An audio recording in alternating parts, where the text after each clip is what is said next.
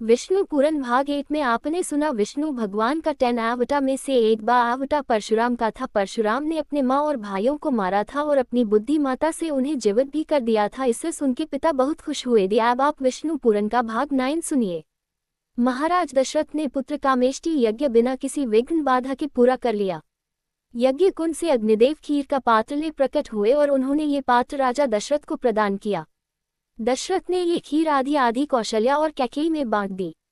राजा दशरथ की 3 रानियां थीं, कौशल्या, कैकेयी और सुमित्रा।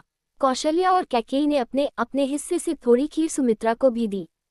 चौथ शुक्ल नवमी के दिन कौशल्या के गर्भ से विष्णु नीलमेघ कांति के साथ श्रीराम के रूप में अवतरित हुए। कैकेयी के गर्भ से विष्णु के शंख और पद्म के अंश लेकर भरत प्रकट हुए। शेषनाग का अंश लेकर स्वर्णिम वर्ण के लक्ष्मण तथा विष्णु के चक्र और गदा के अंश से माणिक कांति वाले शत्रुघ्न सुमित्रा के गर्भ से पैदा हुए। चौथ शुक्ल नवमी को कौशल राज्य भर में रामनवमी के रूप में आनंदोत्सव मनाया गया। इतने में तीसरा चौथ रा पड़ा। अयोध्या नगर में चक्रवर्ती दशरथ के ज्येष्ठ पुत्र का जन्मदिन बड़ी धूमधाम से मनाया गया। चौथ पूर्णिमा की दुधिया चांदनी रात में दशरथ अपने महल में अपनी रानियों, चारों पुत्रों, मंत्री सुमंत्र, राजबंधुओं तथा अंतर्गत सखा भद्र के साथ मिष्टान भोज करने लगे। कौशल्या राम को गोद में लिए चंद्रमा को दिखाते हुए खिलाने लगी। राम चांद को लेने की जिद करने लगे और उसके लिए रोने लगे। उन्हें कई प्रकार से मनाया गया, फिर भी उन्होंने रोना बंद नहीं किया। इस पर सुमंत्र ने एक आईना मंगवाया और उसमें चांद का बिंब दिखाया। तब राम प्रसन्नता के मारे उस आईने में चंद्र तथा अपने को देखते हुए रामचंद्र कहकर अपने नन्हे हाथों से तालियां बजाने लगे। उस दिन से वे रामचंद्र कहलाए। इसके बाद भद्र ने राम को गोद में लेकर आईने में दिखाते हुए पूछा, अब तो बताओ। तब राम ने उत्तर दिया, रामभद्र। इसलिए वे रामभद्र भी कहलाए। तभी लक्ष्मण, भरत तथा शत्रुघ्न रामचंद्र के पास आकर खड़े हो गए। आईने में चांद का बिंब छत्र जैसा दिखाई पड़ रहा था और पूरा दृश्य रामचंद्र के राज्याभिषेक जैसा प्रतीत हो रहा था। दशरथ के आनंद की कोई सीमा न रही। तीनों माताएं फूली न समाईं। राजकुमार धीरे धीरे बढ़ने लगे। लक्ष्मण छाया की भांति सदा रामचंद्र के पीछे लगे रहते। उनके पीछे पीछे भरत और शत्रुघ्न जुड़वे भाई के समान एक साथ खेलते हुए चलते। वैसे वे 4 भाई थे, पर वे सब मिलकर एक संपूर्ण रूप में दिखाई देते थे। चारों राजकुमारों ने ब्रह्मर्षि वशिष्ठ से सारी विद्याएं सीख लीं। रामचंद्र जी ने छोटी अवस्था में ही समस्त शास्त्र, वेद, वेदांग, धर्मसूत्र, योग रहस्य आदि का ज्ञान प्राप्त कर लिया। वशिष्ठ ने एक दिन रामचंद्र को समझाते हुए कहा, रामचंद्र, तुम्हारे वंश का मूल पुरुष सूर्य है। तुम रविराम हो, इक्ष्वाकु वंश के सिरमौर। तुम्हारे परदादा महात्मा रघु बड़े यशस्वी थे। तुम रघुकुल के चंद्र हो, रघुराम हो। महर्षि सूत नैमिषारण्य के मुनियों को जब रामचंद्र का प्रसंग सुना रहे थे तो मुनियों ने इनके पूर्वजों का इतिहास विस्तार से जानना चाहा। तब महर्षि सूत उन्हें इस प्रकार सुनाने लगे। महाकल्प के प्रारंभ में वैवस्वत नाम से द्युतिमान हुए सूर्य के पुत्र वैवस्वत मनु हुए। वैवस्वत मनु के इक्ष्वाकु आदि 10 पुत्र हुए। वे सब महान चक्रवर्ती हुए और उन सब ने इस पृथ्वी पर हजारों वर्षों तक राज्य किया। इक्ष्वाकु वंश में दिलीप और रघु बड़े ही प्रतापी, धर्मात्म चक्रवर्ती के रूप में यशस्वी हुए। महाराजा दिलीप ने संतान प्राप्ति के लिए अपने कुलगुरु वशिष्ठ की सलाह मांगी। उनके आदेशानुसार राजा कामधेनु की अंश नंदिनी की बड़ी श्रद्धा भक्ति के साथ सेवा अर्चना करने लगे। एक दिन महाराजा दिलीप नंदिनी को जंगल में चरा रहे थे। नंदिनी चरते चरते एक गुफा में चली गई। उस गुफा में एक सिंह था। उस सिंह ने नंदिनी को पकड़ लिया। दिलीप ने सिंह पर बाण चलाना चाहा, किंतु उनका हाथ रुक गया। सिंह ने कहा, हे राजन, ये गाय मेरे लिए आहार बनकर आई है। आपका मुझे मारना अधर्म होगा, इसीलिए आपके हाथ रुक गए। इस पर दिलीप ने कहा, तुम नंदिनी के बदले मुझे खा लो, किंतु इसे छोड़ दो। राजा के मुख से यह उत्तर पाकर सिंह अदृश्य हो गया।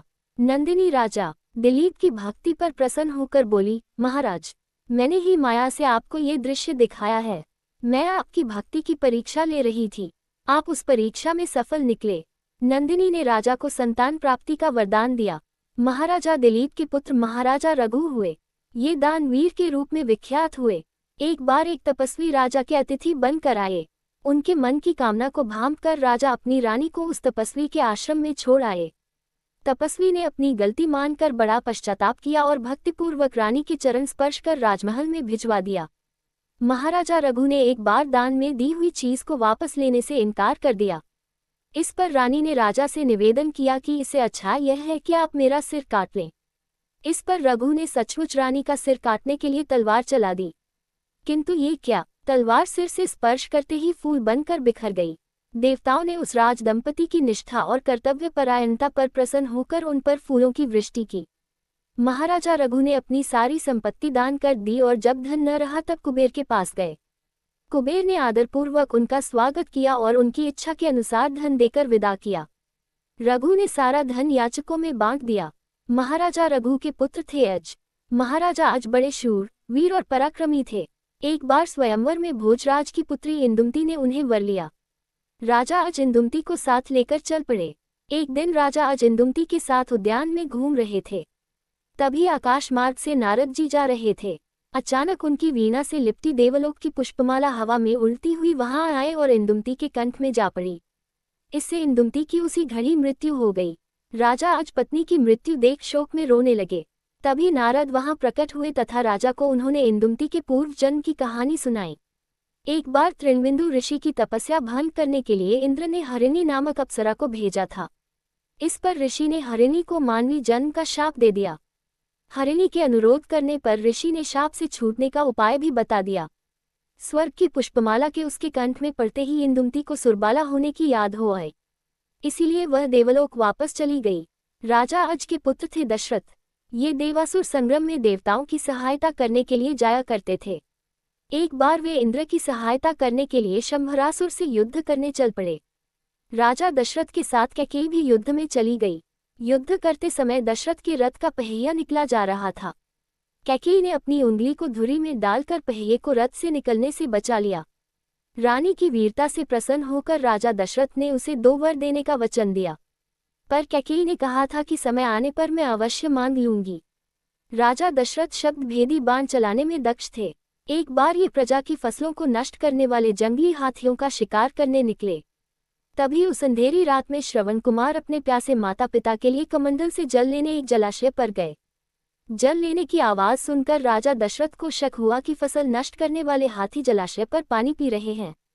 दशरथ ने तुरंत आवाज की दिशा में तीर छोड़ दिया। तीर ठीक निशाने पर लगा और श्रवण कुमार घायल होकर चीखने तड़पने लगा। श्रवण कुमार की चीख सुनकर राजा दशरथ चौंक गए और शीघ्र ही दौड़कर उसके पास पहुंचे। मरते हुए श्रवण कुमार ने दशरथ से अपने प्यासे माता पिता को जाकर जल पिलाने का अनुरोध किया। उन्होंने उन्हें पहले जल पिलाया, फिर दुर्घटना की सारी कहानी सुना दी। पुत्र शोक में बिलखते हुए श्रवण कुमार के माता पिता ने शाप देते हुए कहा, हे दशरथ, आप भी मेरे ही समान पुत्र के शोक में अपने प्राण छोड़ेंगे। इतना कहकर मुनि दंपति ने अपने प्राण त्याग दिए। सूर्यवंशी राजाओं में शरणागत की रक्षा के लिए राजा शिवी विशेष रूप से विख्यात हुए। राजा शिवी की परीक्षा लेने के लिए इंद्र कबूतर तथा अग्निदेव बाज बनकर इनके पास एक बार आए। बाज कबूतर पर झपट रहा था और कबूतर रक्षा के लिए शरण ढूंढ रहा था। तभी कबूतर शरण लेने के लिए राजा शिवी की जांघ पर जा बैठा। राजा शिवी ने उसे रक्षा का वचन देते हुए बाज से कहा, कबूतर अपनी प्राण रक्षा के लिए मेरी शरण में आया है, अतः इसकी रक्षा करना मेरा धर्म है।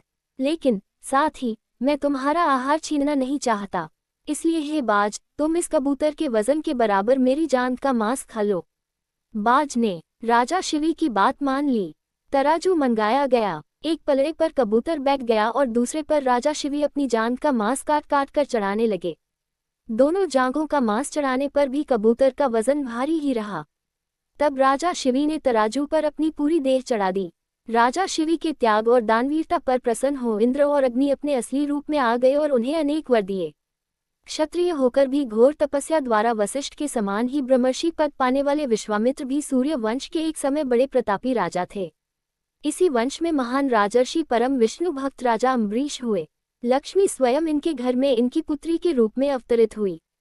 इनका नाम पड़ा श्रीमती। श्रीमती बचपन से ही विष्णु को अपना पति मानकर इनकी आराधना करने लगी। अपने मोहक रूप और सौंदर्य के लिए वह तीनों लोकों में प्रसिद्ध थी।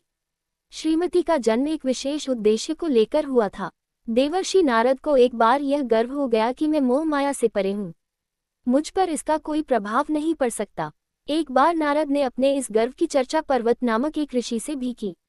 एक बार घूमते घूमते नारद और पर्वत दोनों ऋषि राजा अम्बरीश के यहाँ पधारे। राजा ने उनका यथोचित आदर सत्कार किया और अपनी पुत्री श्रीमती को आशीर्वाद देने की प्रार्थना की। जब श्रीमती ने आशीर्वाद लेने के लिए दोनों ऋषियों को प्रणाम किया, तभी उन दोनों पर विष्णु की माया छा गई। वे दोनों श्रीमती का सौंदर्य देखकर सारा ज्ञान भूल गए और उससे विवाह करने को दोनों आपस में लड़ने लगे। राजा अम्बरीश को ऋषियों के इस व्यवहार पर बड़ा आश्चर्य और दुख हुआ। श्रीमती के अनुरोध पर अम्बरीश ने उसके विवाह के लिए स्वयंवर की घोषणा कर दी। स्वयंवर की घोषणा सुनकर दोनों ऋषि वहां से चले गए। स्वर्ग में वापस जाकर भी नारद श्रीमती को भूल न सके और उससे विवाह करने के लिए विष्णु से अपना सुंदर रूप देने की प्रार्थना की। इधर पर्वत ईर्ष्यावश विष्णु से यह अनुरोध करने आया कि स्वयंवर में जाने के लिए वे नारद को बंदर का मुख दे दें। विष्णु ने पर्वत की यह बात मान ली।